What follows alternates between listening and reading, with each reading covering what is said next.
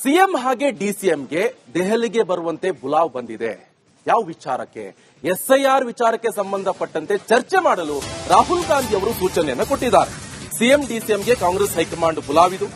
ಮೇ 26ಕ್ಕೆ ದೆಹಲಿಗೆ ಬರಲು ರಾಹುಲ್ ಗಾಂಧಿ ಅವರು ಸೂಚನೆ ಕೊಟ್ಟಿದ್ದಾರೆ. ಎಸ್ಐಆರ್ ವಿಚಾರದಲ್ಲಿ ಕಾರ್ಯತಂತ್ರವನ್ನು ರೂಪಿಸಲು ಬುಲಾವ್. ಎಸ್ಐಆರ್ ಕುರಿತು ಚರ್ಚೆಗೆ ಆದ್ಯತೆ ಸಾಧ್ಯತೆ ಎಲ್ಲವೂ ಕೂಡ ಇದೆ.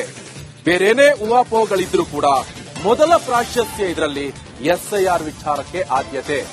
ಒಂದ್ ಕಡೆಯಲ್ಲಿ ಈಗಾಗಲೇ ನಡೀತಾ ಇದೆ ಪಟ್ಟದ ವಿಚಾರಕ್ಕೆ ಸಂಬಂಧಪಟ್ಟಂತೆ, ಅವೆಲ್ಲದಕ್ಕೂ ಕೂಡ ಸೆಕೆಂಡ್ ಆದ್ಯತೆ. ಆದ್ರೆ ಫಸ್ಟ್ ಪ್ರಿಫರೆನ್ಸ್ ಯಾವುದಪ್ಪ ಅಂತ ಹೇಳಿದ್ರೆ ಎಸ್ಐಆರ್ ವಿಚಾರ. ಎಸ್ಐಆರ್ ವಿಚಾರಕ್ಕೆ ಸಂಬಂಧಪಟ್ಟಂತೆ ಸಾಕಷ್ಟು ಚರ್ಚೆ ನಡೆಯುವಂತಹ ಸಾಧ್ಯತೆ ಇದೆ. ಆ ನಿಟ್ಟಿನಲ್ಲಿ ಸಿಎಂ ಹಾಗೆ ಡಿಸಿಎಂ ಅವರನ್ನ ದೆಹಲಿಗೆ ಕರೆಯಲಾಗಿದೆ ಎನ್ನುವಂತ ಸೂಚನೆ ಸಿಗ್ತಾ ಇದೆ. ಬಗ್ಗೆ ಡೀಟೇಲ್ಸ್ ಕೊಡ್ತಾರೆ ನನ್ನ ಕಲೀಗ್ ಬಸವರಾಜ್ ನೇರ ಸಂಪರ್ಕದಲ್ಲಿ ಜಾಯ್ನ್ ಆಗಿದ್ದಾರೆ. ಬಸವರಾಜ್, ಸದ್ಯ ಏನೇನಾಗ್ತಾ ಇದೆ ಅಂತ ಕಾಂಗ್ರೆಸ್ ಪಕ್ಷದಲ್ಲಿ, ಅದರಲ್ಲೂ ಕೂಡ ಎಸ್ಐಆರ್ ವಿಚಾರ ಬಂದಂತ ಸಂದರ್ಭದಲ್ಲಿ ಕಾಂಗ್ರೆಸ್ಗೆ ಭಯ ಅಂತ ಬಿಜೆಪಿಯವರು ವಾದ ಮಾಡ್ತಾ ಇದ್ದಾರೆ. ಸೊ ಇಂಥ ಸಂದರ್ಭದಲ್ಲಿ ದೆಹಲಿಗೆ ಬುಲಾವ್ ಏನೆಲ್ಲ ಚರ್ಚೆ ಆಗಬಹುದು ಅಂತ? ಖಂಡಿತವಾಗಿಯೂ ನಿಕೇಶ್, ದೆಹಲಿಯಿಂದ ಹೈಕಮಾಂಡ್ ಸಿಎಂ ಡಿಸಿಎಂಗೆ ಬುಲಾವ್ ಕೊಡುತ್ತೆ ಅನ್ನುವಂತ ಒಂದಷ್ಟು ಸೂಚನೆಗಳು ಈ ಹಿಂದಿನಿಂದಲೂ ಇದ್ವು. ಆದ್ರೆ ಈಗ ಬುಲಾವ್ ಕೊಟ್ಟಿದೆ. ಅಂತಿಮವಾಗಿ 26ನೇ ತಾರೀಕಿಗೆ ಡಿಸಿಎಂ ದೆಹಲಿಗೆ ತೆರಳುತ್ತಾ ಇದ್ದಾರೆ ಅನ್ನುವಂತ ಮಾಹಿತಿಗಳು ಲಭ್ಯವಾಗ್ತಾ ಇದ್ದಾವೆ. ಇಲ್ಲಿ ಬಹಳ ಪ್ರಮುಖವಾಗಿ ರಾಜ್ಯದಲ್ಲಿ ಎಸ್ಐಆರ್ ಅನ್ನು ಘೋಷಣೆ ಮಾಡಿರ್ತಕ್ಕಂಥದ್ದು ಚುನಾವಣಾ ಆಯೋಗ. ಚುನಾವಣಾ ಆಯೋಗ ಘೋಷಣೆ ಮಾಡಿದಂತ ಕಾರಣಕ್ಕಾಗಿ ರಾಜ್ಯ ಕ್ಯಾಬಿನೆಟ್ ಸಭೆಯಲ್ಲೂ ಕೂಡ ಮೊನ್ನೆ ಚರ್ಚೆ ಮಾಡಿತ್ತು. ಕ್ರಮಗಳನ್ನು ತೆಗೆದುಕೊಳ್ಬೇಕು, ಯಾಕಂದ್ರೆ ಎಸ್ಐಆರ್ ಬಂದ್ರೆ ಪಶ್ಚಿಮ ಆತಂಕವನ್ನು ವ್ಯಕ್ತಪಡಿಸಿ ಎಸ್ಐಆರ್ ಅನ್ನು ವಿರೋಧಿಸಕ್ಕೆ ಒಂದು ಮಟ್ಟದಲ್ಲಿ ಆಗಲ್ಲ. ಆದ್ರೆ ಅದರಿಂದ ಒಂದಷ್ಟು ಕ್ರಮಗಳಂದ್ರೆ ಒಂದಷ್ಟು ಮುನ್ನೆಚ್ಚರಿಕೆ ಕ್ರಮಗಳನ್ನು ನಾವು ತೆಗೆದುಕೊಳ್ಬೇಕಂತ ಅನಿವಾರ್ಯತೆ ಇತ್ತು. ಹಾಗಾಗಿ ಬಹಳ ಪ್ರಮುಖವಾಗಿ ಇವತ್ತು ಕೂಡ ದೇವನಹಳ್ಳಿ ಅವರ ರೆಸಾರ್ಟ್ನಲ್ಲಿ ಕಾಂಗ್ರೆಸ್ ಪಕ್ಷದ ಸಚಿವರು, ಶಾಸಕರು, ಪದಾಧಿಕಾರಿಗಳ ಜೊತೆ ಒಂದು ಗಂಭೀರವಾದಂತಹ ಚರ್ಚೆ ಆಗಿರ್ತಕ್ಕಂಥದ್ದು. ಎಸ್ಐಆರ್ ಯಾವ ತರಹದ ಮಾರಕ ಆಗತ್ತೆ, ಮತದಾರರ ಪಟ್ಟಿಯಿಂದ ಬಿಡೋಕೆ ಅನ್ನುವಂಥದ್ದು, ಮತ್ತು ಅದರಲ್ಲಿ ಕಾಂಗ್ರೆಸ್ ಮತಗಳನ್ನ ಟಾರ್ಗೆಟ್ ಮಾಡ್ತಾ ಇದ್ದಾರೆ ಅನ್ನೋದು ಆರೋಪ ಕಾಂಗ್ರೆಸ್ ಪಕ್ಷದಿಂದ. ಹೀಗಾಗಿ ಈ ಎಲ್ಲಾ ವಿಚಾರವಾಗಿ ಕಾಂಗ್ರೆಸ್ ಪಕ್ಷದಲ್ಲಿ ಗಂಭೀರವಾದಂತಹ ಚರ್ಚೆಗಳು ನಡೀತಿರ್ತಕ್ಕಂಥ ಸಂದರ್ಭದಲ್ಲಿ ಕಾಂಗ್ರೆಸ್ ಹೈಕಮಾಂಡ್ ಕೂಡ ಇದನ್ನು ಗಂಭೀರವಾಗಿ ತೆಗೆದುಕೊಂಡಿದೆ ಅನ್ನೋ ಮಾಹಿತಿಗಳು ಲಭ್ಯಾಗ್ತಾ ಇದಾವೆ. ಹಾಗಾಗಿ ಸಿಎಂ ಡಿಸಿಎಂಗೆ 26ನೇ ತಾರೀಕಿಗೆ ದೆಹಲಿಗೆ ಬರೋಕೆ ಬುಲಾವ್ ಕೊಟ್ಟಿದ್ದಾರೆ. ಯಾವ ರೀತಿಯಾಗಿ ಎಸ್ಐಆರ್ಗೆ ಮುನ್ನೆಚ್ಚರಿಕಾ ಕ್ರಮಗಳನ್ನು ತೆಗೆದುಕೊಂಡಿದ್ರಿ, ಪಶ್ಚಿಮ ಬಂಗಾಳ ಮತ್ತು ಬಿಹಾರದಲ್ಲಿ ಆಗಿರ್ತಕ್ಕಂಥ ಪರಿಸ್ಥಿತಿ ಎದುರಾಗಬಾರದು ಅನ್ನೋ ನಿಟ್ಟಿನಲ್ಲಿ ಒಂದಷ್ಟು ಚರ್ಚೆ ಮಾಡೋರಿದ್ದಾರೆ ಅನ್ನೋಂಥ ಬಹಳ ಪ್ರಮುಖವಾಗಿ ಇಲ್ಲಿ ಸಿಗ್ತಾ ಇರ್ತಕ್ಕಂಥ ಮಾಹಿತಿ. ಇನ್ನುಳಿದಂತೆ ರಾಜ್ಯಸಭಾ ಚುನಾವಣೆಗೆ ಘೋಷಣೆ ಆಗಿದೆ. ರಾಜ್ಯದಿಂದ 4 ರಾಜ್ಯಸಭಾ ಚುನಾವಣೆ ನಡೀತಾ ಇರ್ತಕ್ಕಂಥದ್ದು. ಆ 4ರ ಪೈಕಿ 3 ಸ್ಥಾನಗಳು ಕಾಂಗ್ರೆಸ್ಗೆ ಸಿಗ್ತಕ್ಕಂಥದ್ದು. ಈಗಾಗಲೇ ಮಲ್ಲಿಕಾರ್ಜುನ್ ಖರ್ಗೆ ಅವರು ಮುಂದುವರಿತಾರೆ ಅನ್ನುವಂಥ ಮಾಹಿತಿಗಳಿದ್ದಾವೆ. ಇನ್ನುಳಿದಂತೆ 2 ಅಭ್ಯರ್ಥಿಗಳನ್ನ ಯಾರು ಮಾಡಬೇಕು ಅನ್ನುವಂಥದ್ದು ಬಹಳ ಪ್ರಮುಖವಾಗಿ ಚರ್ಚೆ ಆಗ್ತಕ್ಕಂಥದ್ದು. ಆ ನಿಟ್ಟಿನಲ್ಲಿ ಸಿಎಂ ಅಭಿಪ್ರಾಯವನ್ನು ಕಾಂಗ್ರೆಸ್ ನಾಯಕರು, ಹೈಕಮಾಂಡ್ ನಾಯಕರು ಚರ್ಚೆ ಮಾಡುವಂತ ಸಾಧ್ಯತೆಗಳು ಗೋಚರಿಸ್ತಾ ಇದ್ದಾವೆ. ಓಕೆ, ಥ್ಯಾಂಕ್ ಯು ಬಸವರಾಜ್ ನಿಮ್ಮೆಲ್ಲ ಮಾಹಿತಿಗೆ. ಸಿಎಂ ಹಾಗೆ ಡಿಸಿಎಂಗೆ ದೆಹಲಿಗೆ ಬರುವಂತೆ ಬುಲಾವ್ ಬಂದಿದೆ. ಯಾವ ವಿಚಾರಕ್ಕೆ? ಎಸ್ಐಆರ್ ವಿಚಾರಕ್ಕೆ ಸಂಬಂಧಪಟ್ಟಂತೆ ಚರ್ಚೆ ಮಾಡಲು ರಾಹುಲ್ ಗಾಂಧಿ ಅವರು ಸೂಚನೆಯನ್ನು ಕೊಟ್ಟಿದ್ದಾರೆ. ಸಿಎಂ ಡಿಸಿಎಂಗೆ ಕಾಂಗ್ರೆಸ್ ಹೈಕಮಾಂಡ್ ಬುಲಾವಿದು. ಮೇ 26ಕ್ಕೆ ದೆಹಲಿಗೆ ಬರಲು ರಾಹುಲ್ ಗಾಂಧಿ ಅವರು ಸೂಚನೆ ಕೊಟ್ಟಿದ್ದಾರೆ. ಎಸ್ಐಆರ್ ವಿಚಾರದಲ್ಲಿ ಕಾರ್ಯತಂತ್ರವನ್ನು ರೂಪಿಸಲು ಬುಲಾವ್. ಎಸ್ಐಆರ್ ಕುರಿತು ಚರ್ಚೆಗೆ ಆದ್ಯತೆ ಸಾಧ್ಯತೆ ಎಲ್ಲವೂ ಕೂಡ ಇದೆ. ಬೇರೇನೇ ಊಹಾಪೋಹಗಳಿದ್ರೂ ಕೂಡ ಮೊದಲ ಪ್ರಾಶಸ್ತ್ಯ ಇದರಲ್ಲಿ ಎಸ್ಐಆರ್ ವಿಚಾರಕ್ಕೆ ಆದ್ಯತೆ. ಒಂದ್ ಕಡೆಯಲ್ಲಿ ಈಗಾಗಲೇ ನಡೀತಾ ಇದೆ ಪಟ್ಟದ ವಿಚಾರಕ್ಕೆ ಸಂಬಂಧಪಟ್ಟಂತೆ, ಅವೆಲ್ಲದಕ್ಕೂ ಕೂಡ ಸೆಕೆಂಡ್ ಆದ್ಯತೆ. ಆದ್ರೆ ಫಸ್ಟ್ ಪ್ರಿಫರೆನ್ಸ್ ಯಾವುದಪ್ಪ ಅಂತ ಹೇಳಿದ್ರೆ ಎಸ್ಐಆರ್ ವಿಚಾರ.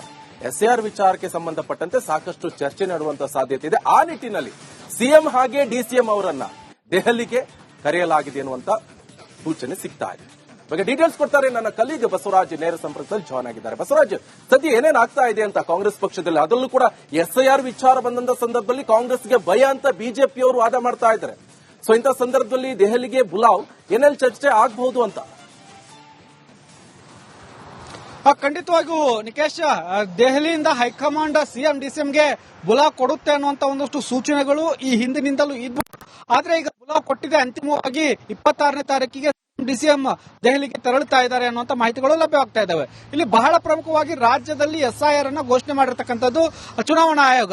ಚುನಾವಣಾ ಆಯೋಗ ಘೋಷಣೆ ಮಾಡಿದಂತ ಕಾರಣಕ್ಕಾಗಿ ರಾಜ್ಯ ಕ್ಯಾಬಿನೆಟ್ ಸಭೆಯಲ್ಲೂ ಕೂಡ ಮೊನ್ನೆ ಚರ್ಚೆ ಮಾಡಿತ್ತು. ಕ್ರಮಗಳನ್ನು ತೆಗೆದುಕೊಳ್ಬೇಕು, ಯಾಕಂದ್ರೆ ಎಸ್ಐಆರ್ ಬಂದ್ರೆ ಪಶ್ಚಿಮ ಆತಂಕವನ್ನು ವ್ಯಕ್ತಪಡಿಸಿ ಎಸ್ಐಆರ್ ಅನ್ನು ವಿರೋಧಿಸಕ್ಕೆ ಒಂದು ಮಟ್ಟದಲ್ಲಿ ಆಗಲ್ಲ.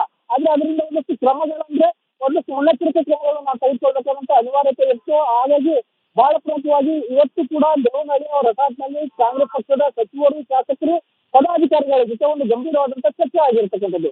ಎಸ್ಐಆರ್ ಯಾವ ತರಹದ ಮಾರಕ ಆಗತ್ತೆ, ಮತದಾರರ ಮತದಾರರ ಪಟ್ಟಿಯಿಂದ ಬಿಡೋಕೆ ಅನ್ನುವಂಥದ್ದು ಮತ್ತು ಅದರಲ್ಲಿ ಕಾಂಗ್ರೆಸ್ ಮತಗಳನ್ನ ಟಾರ್ಗೆಟ್ ಮಾಡ್ತಾ ಇದ್ದಾರೆ ಅನ್ನೋಂಥದ್ದು ಆರೋಪ ಕಾಂಗ್ರೆಸ್ ಪಕ್ಷದಿಂದ.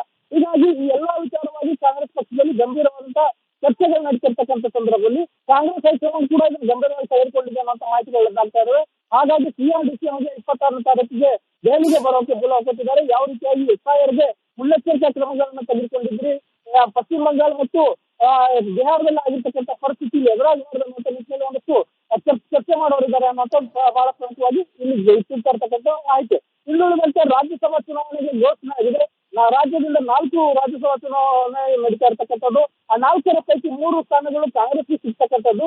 ಈಗಾಗಲೇ ಮಲ್ಲಿಕಾರ್ಜುನ್ ಖರ್ಗೆ ಅವರು ಮುಂದುವರಿತಾರೆ ಅನ್ನುವಂಥ ಮಾಹಿತಿಗಳಿದ್ದಾವೆ.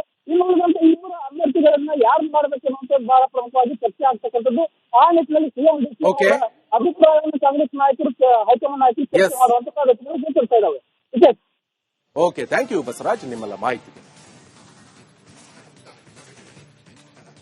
ಡಿಸಿಎಂ ದೆಹಲಿಗೆ ತೆರಳುತ್ತಾ ಇದ್ದಾರೆ ಅನ್ನುವಂತ ಮಾಹಿತಿಗಳು ಲಭ್ಯವಾಗ್ತಾ ಇದ್ದಾವೆ. ಇಲ್ಲಿ ಬಹಳ ಪ್ರಮುಖವಾಗಿ ರಾಜ್ಯದಲ್ಲಿ ಎಸ್ಐಆರ್ ಅನ್ನ ಘೋಷಣೆ ಮಾಡಿರ್ತಕ್ಕಂಥದ್ದು ಚುನಾವಣಾ ಆಯೋಗ. ಚುನಾವಣಾ ಆಯೋಗ ಘೋಷಣೆ ಮಾಡಿದಂತ ಕಾರಣಕ್ಕಾಗಿ ರಾಜ್ಯ ಕ್ಯಾಬಿನೆಟ್ ಸಭೆಯಲ್ಲೂ ಕೂಡ ಮೊನ್ನೆ ಚರ್ಚೆ ಮಾಡಿತ್ತು. ಕ್ರಮಗಳನ್ನು ತೆಗೆದುಕೊಳ್ಬೇಕು, ಯಾಕಂದ್ರೆ ಎಸ್ಐಆರ್ ಬಂದ್ರೆ ಪಶ್ಚಿಮ ಆತಂಕವನ್ನು ವ್ಯಕ್ತಪಡಿಸಿ ಎಸ್ಐಆರ್ ಅನ್ನು ವಿರೋಧಿಸಕ್ಕೆ ಒಂದು ಮಟ್ಟದಲ್ಲಿ ಆಗಲ್ಲ. ಆದ್ರೆ ಅದರಿಂದ ಒಂದಷ್ಟು ಕ್ರಮಗಳಂದ್ರೆ ಒಂದಷ್ಟು ಮುನ್ನೆಚ್ಚರಿಕೆ ಕ್ರಮಗಳನ್ನು ನಾವು ತೆಗೆದುಕೊಳ್ಬೇಕಂತ ಅನಿವಾರ್ಯತೆ ಇತ್ತು. ಹಾಗಾಗಿ ಬಹಳ ಪ್ರಮುಖವಾಗಿ ಇವತ್ತು ಕೂಡ ದೇವನಹಳ್ಳಿ ಅವರ ರೆಸಾರ್ಟ್ನಲ್ಲಿ ಕಾಂಗ್ರೆಸ್ ಪಕ್ಷದ ಸಚಿವರು, ಶಾಸಕರು, ಪದಾಧಿಕಾರಿಗಳ ಜೊತೆ ಒಂದು ಗಂಭೀರವಾದಂತಹ ಚರ್ಚೆ ಆಗಿರ್ತಕ್ಕಂಥದ್ದು. ಎಸ್ಐಆರ್ ಯಾವ ತರಹದ ಮಾರಕ ಆಗತ್ತೆ, ಮತದಾರರ ಪಟ್ಟಿಯಿಂದ ಬಿಡೋಕೆ ಅನ್ನುವಂಥದ್ದು ಮತ್ತು ಅದರಲ್ಲಿ ಕಾಂಗ್ರೆಸ್ ಮತಗಳನ್ನ ಟಾರ್ಗೆಟ್ ಮಾಡ್ತಾ ಇದ್ದಾರೆ ಅನ್ನೋಂಥದ್ದು ಆರೋಪ ಕಾಂಗ್ರೆಸ್ ಪಕ್ಷದಿಂದ. ಹೀಗಾಗಿ ಈ ಎಲ್ಲಾ ವಿಚಾರವಾಗಿ ಕಾಂಗ್ರೆಸ್ ಪಕ್ಷದಲ್ಲಿ ಗಂಭೀರವಾದಂತಹ ಚರ್ಚೆಗಳು ನಡೀತಿರ್ತಕ್ಕಂಥ ಸಂದರ್ಭದಲ್ಲಿ ಕಾಂಗ್ರೆಸ್ ಹೈಕಮಾಂಡ್ ಕೂಡ ಇದನ್ನು ಗಂಭೀರವಾಗಿ ತೆಗೆದುಕೊಂಡಿದೆ ಅನ್ನೋ ಮಾಹಿತಿಗಳಾಗ್ತಾ ಇದಾವೆ. ಹಾಗಾಗಿ ಸಿಎಂ ಡಿಸಿಎಂಗೆ 26ನೇ ತಾರೀಕಿಗೆ ದೆಹಲಿಗೆ ಬರೋಕೆ ಬುಲಾವ್ ಕೊಟ್ಟಿದ್ದಾರೆ. ಯಾವ ರೀತಿಯಾಗಿ ಎಸ್ಐಆರ್ಗೆ ಮುನ್ನೆಚ್ಚರಿಕಾ ಕ್ರಮಗಳನ್ನು ತೆಗೆದುಕೊಂಡಿದ್ರಿ, ಪಶ್ಚಿಮ ಬಂಗಾಳ ಮತ್ತು ಬಿಹಾರದಲ್ಲಿ ಆಗಿರ್ತಕ್ಕಂಥ ಪರಿಸ್ಥಿತಿ ಎದುರಾಗಬಾರದು ಅನ್ನುವಂಥ ನಿಟ್ಟಿನಲ್ಲಿ ಒಂದಷ್ಟು ಚರ್ಚೆ ಮಾಡೋರಿದ್ದಾರೆ ಅನ್ನೋಂಥ ಬಹಳ ಪ್ರಮುಖವಾಗಿ ಇಲ್ಲಿ ಇಟ್ಟಿರ್ತಕ್ಕಂಥ ಮಾಹಿತಿ. ಇನ್ನುಳಿದಂತೆ ರಾಜ್ಯಸಭಾ ಚುನಾವಣೆಗೆ ಘೋಷಣೆ ಆಗಿದೆ. ರಾಜ್ಯದಿಂದ 4 ರಾಜ್ಯಸಭಾ ಚುನಾವಣೆ ನಡೀತಾ ಇರ್ತಕ್ಕಂಥದ್ದು. ಆ 4ರ ಪೈಕಿ 3 ಸ್ಥಾನಗಳು ಕಾಂಗ್ರೆಸ್ಗೆ ಸಿಗ್ತಕ್ಕಂಥದ್ದು. ಈಗಾಗಲೇ ಮಲ್ಲಿಕಾರ್ಜುನ್ ಖರ್ಗೆ ಅವರು ಮುಂದುವರಿತಾರೆ ಅನ್ನುವಂಥ ಮಾಹಿತಿಗಳಿದ್ದಾವೆ. ಇನ್ನುಳಿದಂತೆ 2 ಅಭ್ಯರ್ಥಿಗಳನ್ನ ಯಾರು ಮಾಡಬೇಕು ಅನ್ನುವಂಥದ್ದು ಬಹಳ ಪ್ರಮುಖವಾಗಿ ಚರ್ಚೆ ಆಗ್ತಕ್ಕಂಥದ್ದು. ಆ ನಿಟ್ಟಿನಲ್ಲಿ ಸಿಎಂ ಅಭಿಪ್ರಾಯವನ್ನು ಕಾಂಗ್ರೆಸ್ ನಾಯಕರು, ಹೈಕಮಾಂಡ್ ನಾಯಕರು ಚರ್ಚೆ ಮಾಡುವಂತ ಸಾಧ್ಯತೆಗಳು ಗೋಚರಿಸ್ತಾ ಇದ್ದಾವೆ. ಓಕೆ, ಥ್ಯಾಂಕ್ ಯು ಬಸವರಾಜ್ ನಿಮ್ಮೆಲ್ಲ ಮಾಹಿತಿ.